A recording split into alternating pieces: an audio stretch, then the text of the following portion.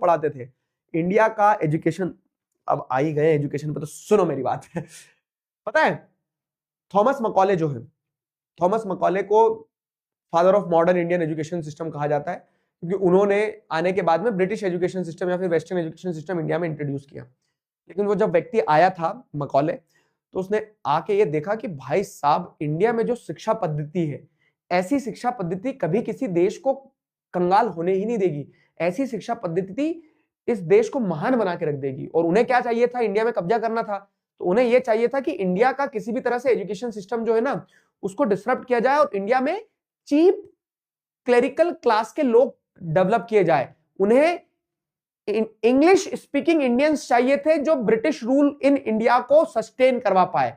उन्हें कुल मिला के नौकर चाहिए थे जो दिमाग ना लगाए, जिनसे जो कहा जाए वो करते चले ब्रिटिशर्स को। और इसीलिए उन्होंने फिर क्या है, उन्होंने जैसे आप देखोगे तो थॉमस मकॉले ने आने के बाद में फिर क्या है कि मॉडर्न इंडियन एजुकेशन, जिसे मॉडर्न इंडियन एजुकेशन कहते हैं, उसकी नींव रखी, जिसमें उन्होंने पुराना सिस्टम हमारा पूरा खत्म कर दिया। अब हमारा पुराना सिस्टम क्या था, तो हमारे यहाँ भले ही प्रिंटिंग टेक्निक नहीं थी, लेकिन हमारे यहाँ क्या था हमारे यहाँ पढ़ाने का तरीका, जैसे मैं बताया कि टीचर बच्चों को याद करवाता था और वो बच्चों ने जो याद करा वो अपने से छोटी क्लास वालों को याद करवाते थे, और वो अपने से छोटी क्लास वालों ने जो याद किया है वो उनसे छोटी क्लास वालों को याद करवाते थे। तो एक तरह से टीचिंग लर्निंग प्रोसेस इंटीग्रेटेड था, फीस सिस्टम नहीं था भाई साहब कुछ भी।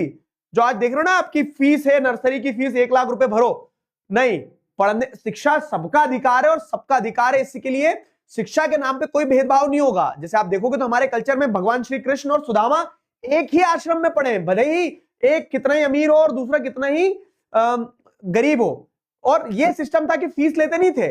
फीस तो ये है कि गुरु दक्षिणा का कॉन्सेप्ट था, हर व्यक्ति पढ़ने के बाद में अपनी योग्यता के हिसाब से, अपने कह सकते हैं कि वो जिसकी जो स्थिति है उस स्थिति के हिसाब से पैसे दे के जाता था गुरु के चरणों में कि आपकी गुरु दक्षिणा है। फीस का सिस्टम नहीं होता था, जो जितना कैपेबल वो उतना पैसा दे दे, ठीक है। इस तरह से एजुकेशन सिस्टम चलता था। फाइन, एजुकेशन सिस्टम ऐसा चलता था कि क्या एग्जाम्स वाला कोई सिस्टम ही नहीं था, आपकी एक लर्निंग प्रोसेस और आपको अपने से जूनियर्स को सिखाते चलना है। जब खेतों में काम का समय आता था ना, उस समय टीचर छुट्टी देते थे ताकि बच्चा स्किल्स भी सीखे, खेतों में जाके काम भी करे, फ्री टाइम में स्कूल चलते थे। तो well woven and well structured, आपको क्या बताऊं मैं यार, नालंदा का नाम सुना है आपने? वो जब लाइब्रेरी जलाई गई ना विदेशी आक्रांताओं के द्वारा, तो उस लाइब्रेरी में जो किताबें थी कितने ही सालों तक जलती रही।